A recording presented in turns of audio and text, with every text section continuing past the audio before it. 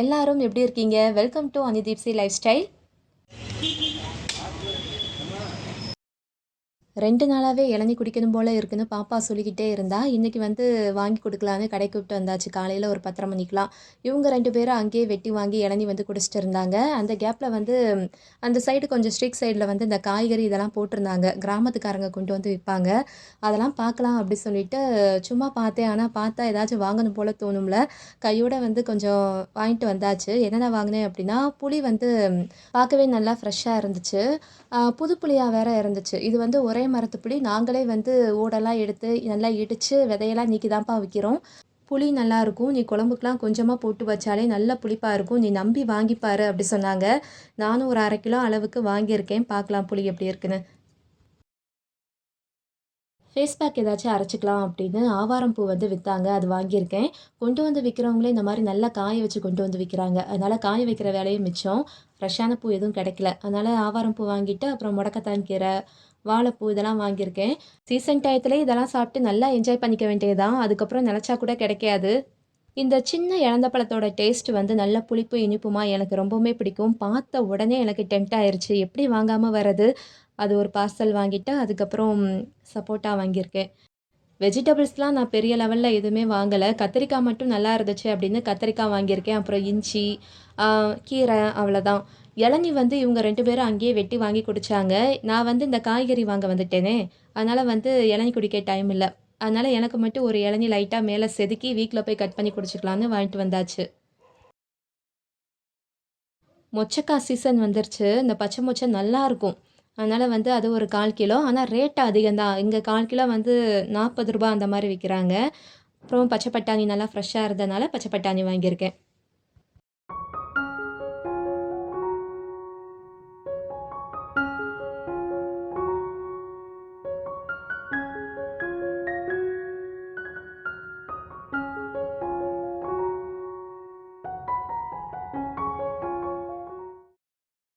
காய் வாங்குறப்ப ஒரு ஆவல்ல எல்லாமே அப்படியே வாங்கிட்டு வந்துருவோம். வாங்கிட்டு வீட்டுக்கு கொண்டு வந்ததுக்கப்புறம் எல்லாத்தையும் தனித்தனியா பிரிச்சு அந்த பாக்ஸ்ல போட்டு ஸ்டோர் பண்ணி ஃப்ரிட்ஜ்ல வைக்கணும் பாருங்க. அது ஒரு பெரிய ப்ராசஸா தெரியும். அதுவும் எனக்கு இந்த புதினா கிளீன் பண்றப்பலாம் எரிச்சலா இருக்கும். ஒவ்வொரு இலையா எடுத்து எடுத்து டப்பால போட்டு ஸ்டோர் பண்ணி வைக்கிறதுக்குள்ள டைம் ஆயிரும். காயெல்லாம் வாங்கிட்டு வீட்டுக்கு வந்த பிறகு இந்த கொத்தமல்லிய கிளீன் பண்ணி பாக்ஸ்ல போட்டு எடுத்து வச்சுட்டேன். அதுக்கப்புறம் இந்த பயறு இதெல்லாம் வாங்கிட்டு வந்தேன்ல, அதெல்லாம் தனித்தனியா பிரிச்சு எடுத்து வச்சுட்டேன். ஆ இவங்க எனக்கு கீரைய மட்டும் உருக கொஞ்சம் ஹெல்ப் பண்ணாங்க. மணியும் 12க்கு மேல ஆயிருச்சு. 1 மணிக்குள்ள லஞ்ச் ரெடி பண்ணிரலான்னு கடகடன்னு லஞ்ச் ஒர்க்கெல்லாம் பார்க்க நான் ஸ்டார்ட் பண்ணிட்டேன். அன்னைக்கு கத்தரிக்காய், முருங்கைக்காய், மொச்சக்காய்லாம் போட்டு புளிக்குழம்பு. வாழைப்பூல வடை பண்ணலான்னு ஒரு ஐடியா இருந்துச்சு. இந்த பருப்பு ஊற வைக்கவே இல்ல. ஊற வச்சா லேட் ஆயிரும்னு சிம்பிளா ஒரு கூட்டு மாரி வைக்கலான்னு வாழைப்பூ வச்சு கூட்டு தான் வைக்க போறேன். பூ உரிக்கிறப்பயே நல்லா ஃப்ரெஷ்ஷா பிங்க் கலர்ல இருந்துச்சு. பார்க்கவே ஆசையா இருந்துச்சு. நல்லா இருக்கே பூ அப்படின்னு. தக்காளி போட மாட்டேன். இந்த தேங்காய், சோம்பு இதெல்லாம் அரைச்சும் ஊத்துறதில்ல. இது நல்லாயிருக்கும். ஒரு சிம்பிளா பண்ணக்கூடிய ஒரு கூட்டு தான். பாசிப்பருப்பு 2 டேபிள் ஸ்பூன் அளவுக்கு வாஷ் பண்ணிட்டு குக்கர்ல போட்டாச்சு. அதே மாரி வாழைப்பூவையும் நல்லா கழுவி சுத்தம் பண்ணிட்டு, அதையும் பொடியா கட் பண்ணி போட்டிருக்கேன்.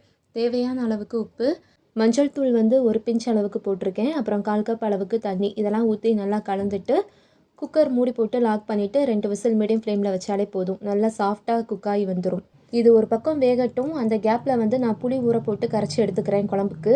இப்போ புளியை கரைச்சி வடிகட்டி எடுத்ததுக்கு அப்புறமா இதுலயே 2 தக்காளி போட்டு கரைச்சி எடுத்துக்கலாம். தக்காளியை கையில் கரைக்க கஷ்டமாக இருந்துச்சுன்னா நீங்கள் மிக்ஸி ஜாரில் தக்காளி பழத்தை போட்டு 1, 2 அரைச்சி கூட இந்த புளி கரைசலை ஊற்றி அப்படியே ஒரு தடவை கை வச்சு மிக்ஸ் பண்ணிக்கோங்க. இந்த மாதிரி புளியோட தக்காளி போட்டு மிக்ஸ் பண்ணுறப்ப அந்த குழம்போட டேஸ்ட் நல்லா தெரியும் உங்களுக்கு. இதுலேயே 3 ஸ்பூன் அளவுக்கு குழம்பு மிளகாய்த்தூளும் தேவையான அளவுக்கு உப்பும் போட்டு அப்படியே கை வச்சு நல்லா மிக்ஸ் பண்ணி எடுத்துக்கோங்க. அதாவது உப்பு பார்த்திங்கன்னா இந்த புளிக்கரைசலுக்கு தேவையான அளவுக்கு மட்டும் நான் ஆட் பண்ணியிருக்கேன். அடுத்து கேஸ் ஸ்டவ் ஆன் பண்ணிவிட்டு கடாய் வச்சு ஹீட் பண்ணிவிட்டு அதில் 2 ஸ்பூன் அளவுக்கு ஆயில் விட்டுருக்கேன். இப்போ தாளிப்புக்கு 1/4 டீஸ்பூன் அளவுக்கு கடுகு, வெந்தயம், அதுக்கப்புறம் ஒரு பிஞ்ச் அளவுக்கு பெருங்காய பொடியும் ஒரு கொத்து கருவேப்பிலையும் போட்டுக்கலாம். கருவேப்பிலை பொரிஞ்ச பிறகு 2 வரமிளகா, 4 போல் வெள்ளைப்பூடை 1, 2 இடித்து போட்டிருக்கேன். வதக்கிறப்ப ஃப்ளேவர் நல்லாயிருக்கும். 20 போல் சின்ன வெங்காயம் நான் கட் பண்ணி போட்டிருக்கேன். லைட்டாக உப்பு சேர்த்து இந்த வெங்காயத்தை கொஞ்சம் நல்லா சுருள சுருள வதக்கி எடுத்துக்கலாம்.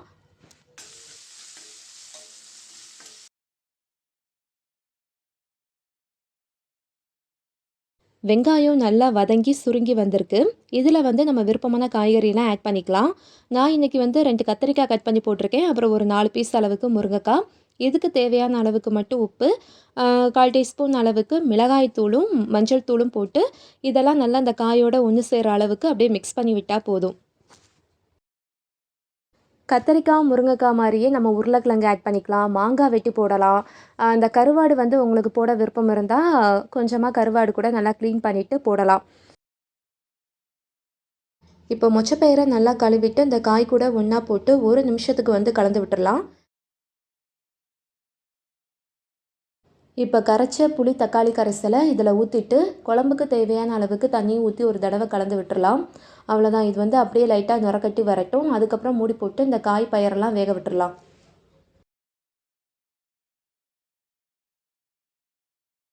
பயறு வேகட்டும்.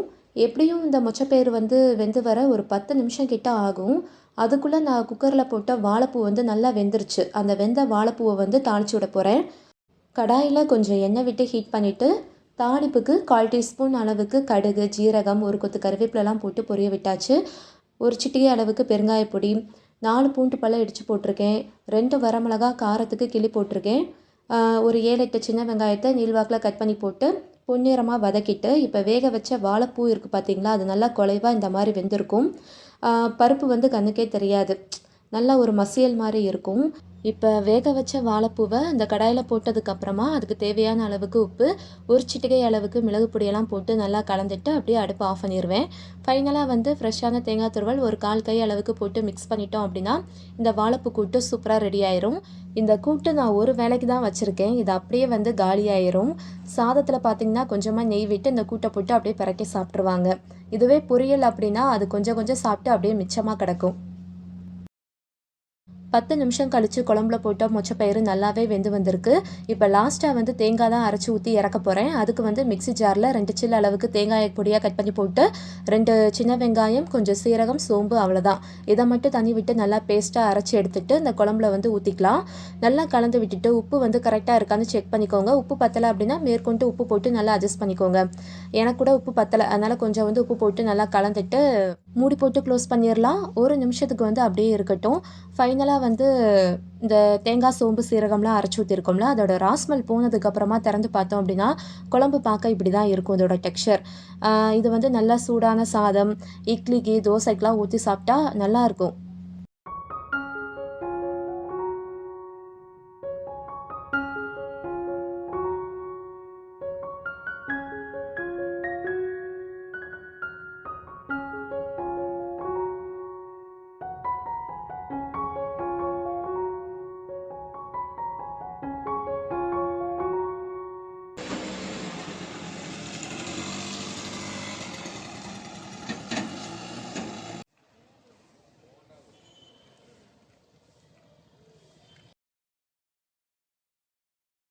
மதியம் போல் லஞ்ச் வந்து நல்லா சூப்பராக சாப்பிட்டு முடிச்சுட்டு ஈவினிங் வந்து ஒரு 4 மேலே தான் விலாக் எடுக்கவே ஸ்டார்ட் பண்ணது. ரீசெண்டாக பாண்டிச்சேரியில் நடந்த அந்த 9 இயர்ஸ் கேர்ள் இஷ்யூ வந்து கேள்விப்பட்ட பின்னாடி வீட்டு வாசலில் வந்து குழந்தைகளை கொஞ்ச நேரம் விளையாட விடவே, தனியாக விடவே பயமாக இருக்குது. நெஞ்செல்லாம் அப்படியே பதறுது. எந்த பக்கம் இருந்து எவன் வருவியா, என்ன மூடில் இருப்பியானே தெரியலை. பாப்பா கூட ஸ்கூல் விட்டு வந்த பிறகு கொஞ்ச நேரம் தெருவில் போய் விளையாண்டுட்டு அதுக்கப்புறம் தான் வீட்டுக்கே வருவா. இந்த மாதிரி நியூஸ்லாம் கேள்விப்பட்ட பின்னாடி ஒரு செகண்ட் கூட பிள்ளைகளை தனியாக வெளியே விளையாட விட பயமாக இருக்குது. இப்போ கூட நான் ஈவினிங்க்கு மேலே கதவை திறந்த உடனே குடுகுடுன்னு வெளியில் ஓடி போயிட்டா விளாட்றதுக்காக. சரி நீ விளாட்ற நேரம் வரையும் விளாடு, நான் வெயிட் பண்ணி கூப்பிட்டு போகிறேன்னு சொல்லி வெயிட் பண்ணிவிட்டு அதுக்கப்புறம் தான் வீட்டுக்குள்ளே கூப்பிட்டு வர மாதிரி இருக்குது.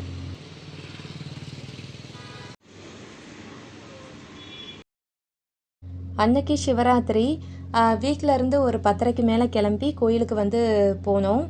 சிவராத்திரினாலே கூட்டம் அதிகமாக தான் இருக்கும். முடிஞ்சால் சாமி பார்க்கலாம், இல்லைன்னா கிளம்பி வந்துடலாம். காலையில் கூட போய் பார்த்துக்கலாம் அப்படி சொன்னாங்க.